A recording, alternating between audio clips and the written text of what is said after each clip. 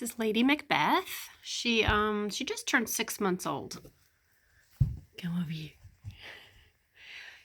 And her spots are starting to come out a lot better now. She was fuzzy for a really long time. Just like the Bengals, the Janettas can get really like ugly fuzzy when they are, they usually start anywhere from 4 to 5 weeks of age. They get really fuzzy, and it can sometimes take until they're, 5, 6 months old where they start to clear up. And she's been one of those cats. Hello.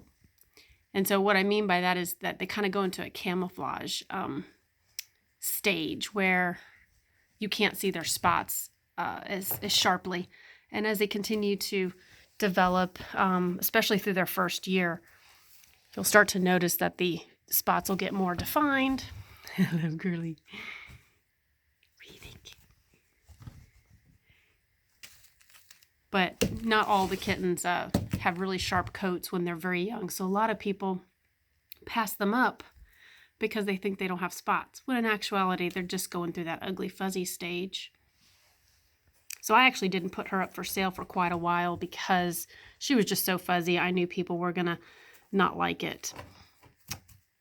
And if you've, researched the breeds and you know how they develop, then a lot of times you can see through that and you know what they're going to look like. But for people new to the breed, they can't see through the fuzziness.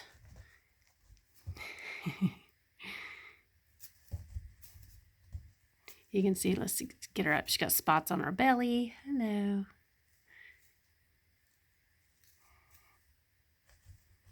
Get her over here. She is what we call a cinnamon. It is different than your typical orange tabby.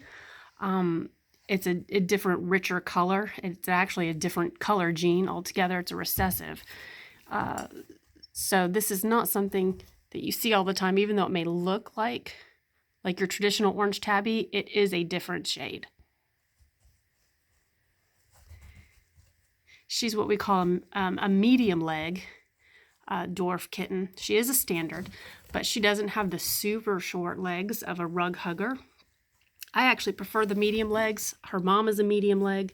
I think they have better structure. I have fewer health issues in my medium legs. Some of the rug hugger kittens have more chest deformities as well, and that can lead to shorter lifespans. It doesn't always lead to shorter lifespans, but it can. And I have fewer problems with the medium-legged kittens, so I actually breed for that. But you can see she still has a short leg. The difference between a medium-leg dwarf and a rug hugger dwarf, it might be all of 1 inch. But they have better joints, so I do feel like they move a little bit better. And, since these guys have Bengal in them, she's actually 62% Bengal.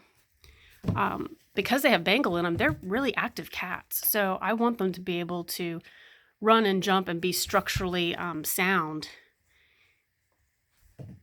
Some of your other breeds, like some of the ragdoll kittens and Persians, that's a lazier breed anyway.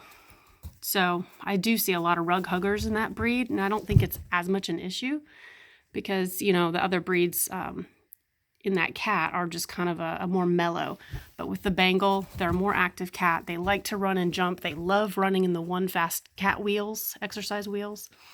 So again, we just want to make sure that they're structurally able to do that. Little chicken's not going to stand up. There you go. Let's get a picture of her face. Hi. She sometimes doesn't like it when I put the camera on her face. Hello. You sweet girl. She's very sweet. You can pick her up. When she's playing, she might kind of want to get away from me. But she's a very sweet girl to where you can pick her up and cuddle her.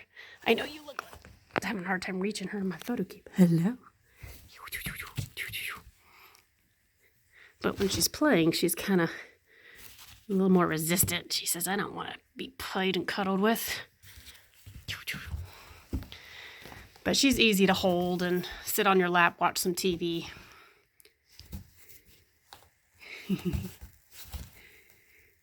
She's a fun little girl.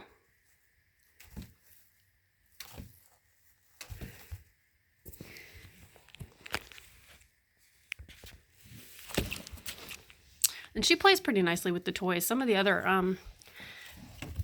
kittens, some of the other genetic kittens, they are really crazy with toys, and they will take this and not give it back to you and be growling and acting like little wild animals. She likes to watch it a lot. That's kind of her deal. Her sister would always steal it from her, so she kind of learned that she doesn't usually win. So when I play with her by herself, she's a little more active with it. But she's pretty gentle compared to some of the ones that I've had where, you know, they want to rip this apart. I go through a lot of these feather wand toys.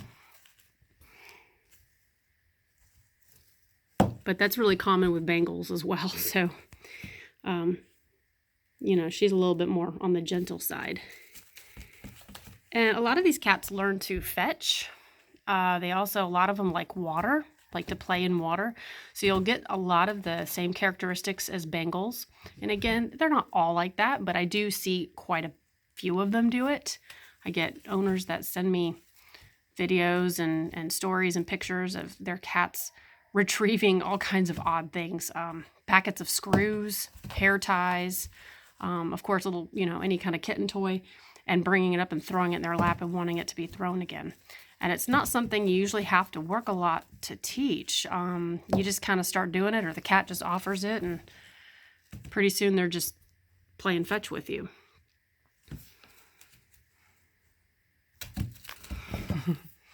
See if we can get her up so you can see her again. It's right there now. See, she just likes to watch stuff and then pounce. Let's come over here.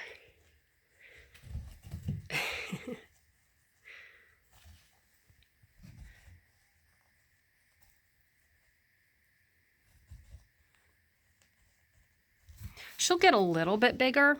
You know, they grow pretty fast. So they stay small up until they hit about 4 months. And then between 4 and 6 months, they really do kind of accelerate their growth. So she'll get a little bit bigger, but not much. She's not going to get much taller than she already is.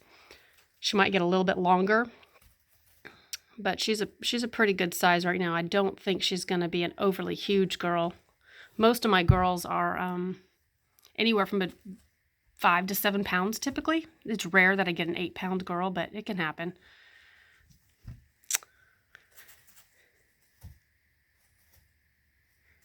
Get her over here one more time. She also took a long time to wean. She didn't want to eat her dry food. We started them out on like canned and raw chicken, and as they grow, we start to wean them off and make sure that they'll eat dry food. And she did not want to do that. So that's another reason why I didn't put her up for sale very early, because if they won't eat dry food, I won't let them go. Not everybody, unfortunately, will feed their cats raw food. And while it's great for them, I just have to make sure that the cat will eat what is provided. You're a good girl. What you doing there?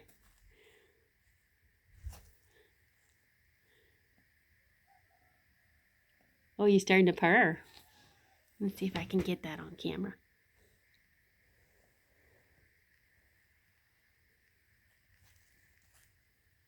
Nope, as soon as I said it, you said to stop.